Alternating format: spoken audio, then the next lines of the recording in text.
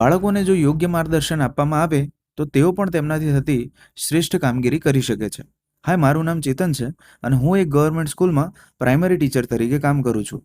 વિજ્ઞાન મેળાની જાહેરાત થઈ ત્યારે જ મેં બાળકોને સૂચના આપી દીધી હતી કે આપણે પણ આપણી શાળામાં શાળા લેવલના વિજ્ઞાન મેળાનું આયોજન ગયા વર્ષની જેમ કરીશું.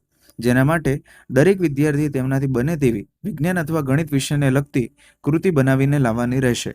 આ જાહેરાત કર્યા બાદ મેં બાળકોને માર્ગદર્શન મળી રહે તે માટે યુટ્યુબ પર વિવિધ પ્રોજેક્ટને લગતા ઘણા બધા વિડીયોઝ પણ બતાવ્યા હતા તથા બાળકોને અમુક સમસ્યાઓ કે જેનું નિવારણ લાવવા માટે નવીન શું કરી શકાય તેને લગતા પ્રોજેક્ટ વિશે પણ વિચારવા માટે જણાવ્યું હતું.